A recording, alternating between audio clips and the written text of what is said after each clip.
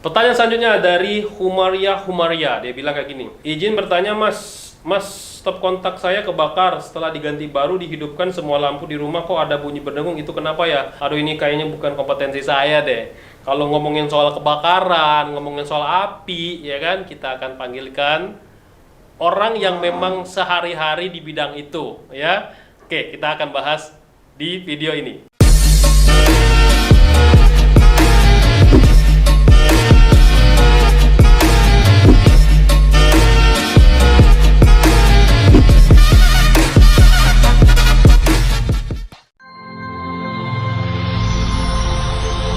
Video ini dipersembahkan oleh Mediatama Academy. Training ketiga, langsung kerja. Oke, baik, terima kasih Pak Denny. Ya, memang ini suatu pertanyaan yang menantang juga ya dari Humairah ya, mengenai stop kontak ya, padahal baru diganti setelah semua listrik dinyalakan kok masih berdengung. Apa sih suara berdengung itu ya yang dihasilkan dari penyalaan listrik yang ada di dalam rumah setelah stop kontak diganti ya. Jadi ini memang ada salah satu efek ya, efek daripada aliran listrik ya yang masuk ke dalam rumah. Mungkin di salah satu instalasi listrik yang ada di dalam rumah ini memiliki beban daripada listrik yang cukup besar ya. Jadi ketika kapasitas daripada instalasi listrik yang dialiri oleh kabel yang kurang, nah itu secara otomatis nanti akan mengeluarkan suara dengungan ya, seperti radiasi yang terjadi di dalam instalasi PLN ya, di gardu induk. Nah, kalau kita melewati salah satu aliran di switchyard ya, itu kita merasakan ada suara dengungan ya, dengungan ataupun radiasi suara. Nah itu sebenarnya nggak masalah ya. Nah, tapi alangkah baiknya memang instalasi listrik di dalam rumah itu ya, itu harus kita perhatikan dalam jangka waktu tertentu ya. Jadi memiliki kurun waktu tertentu untuk instalasi listrik ini di dalam rumah harusnya kita ganti ya. Nah, menurut peraturan dari kelistrikan dari PLN atau PUIL ya, peraturan instalasi listrik ya, instalasi listrik di dalam rumah itu setidaknya 20 tahun sekali harus kita ganti ya. Jangan itu saja ya, jangan hanya bagian luarnya saja yang kita perhatikan ya, seperti stop kontak tadi, tetapi juga masalah kabel-kabelnya, instalasi yang tersembunyi di balik dinding ataupun yang ada di atas plafon tadi. Nah, mungkin ya itu sudah tidak kompetensi lagi lah ya.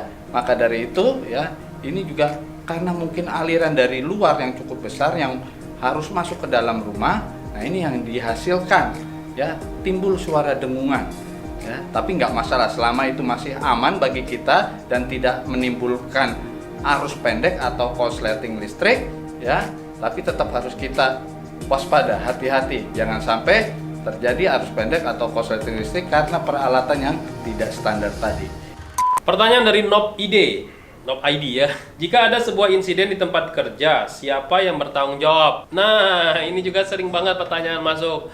Pak, misalkan saya sudah ahli K3, tiba-tiba ada kecelakaan, apakah saya yang akan bertanggung jawab terhadap kecelakaan itu? Apakah saya akan dipenjara? Itu banyak banget pertanyaan ya. Jadi gini teman-teman, saya cerita aja mengenai teman saya yang kerja di salah satu perusahaan BUMN, konstruksi juga. Jadi ada sebuah eksiden, kecelakaan yang mengakibatkan ada fatality, ada yang meninggal dunia. Lalu dilakukan investigasi ya. Jadi ingat ya teman-teman semua ya, ketika terjadi kecelakaan itu tidak langsung ahli K3 yang dijadikan kambing hitam atau disalahkan gitu kan. Jadi harus ada tim investigator yang melakukan investigasi. Tapi tentunya tim itu sudah diberikan kompetensi untuk menginvestigasi, termasuk juga ada kompetensi di bidang K3 di dalamnya. Jadi ketika diperiksa, diinvestigasi, semua pihak-pihak terlibat tadi dijadikan saksi, termasuk juga orang K3.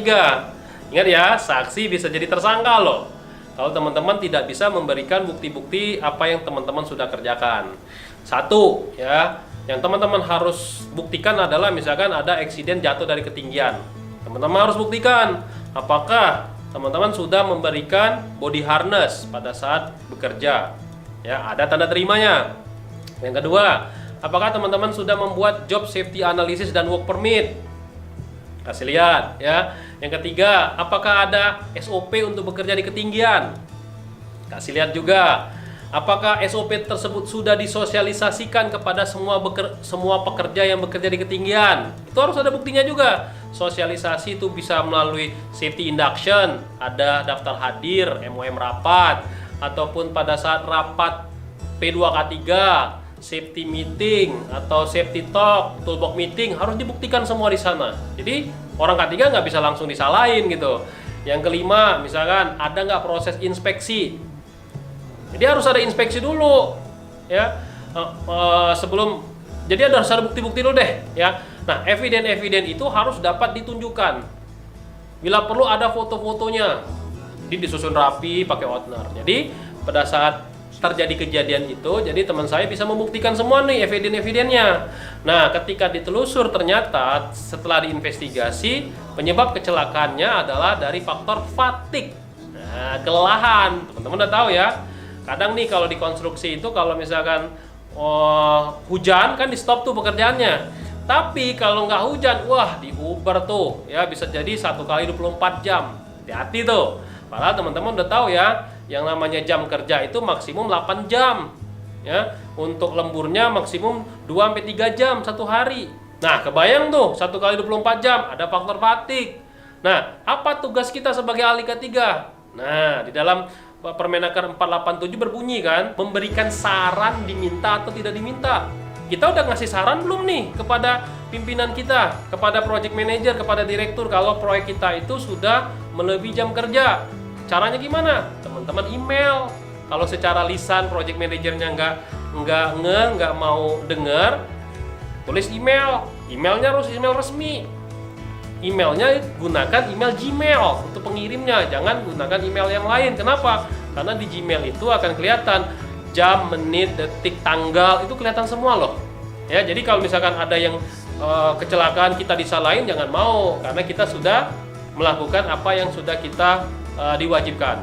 Nah, untuk itu teman-teman sebagai orang K3 coba baca jelas banget nih Permenaker nomor 0292 mengenai kewajiban dan kewenangan seorang ahli K3 supaya teman-teman tahu apa yang menjadi kewajiban dan kewenangannya nanti bekerja di lapangan.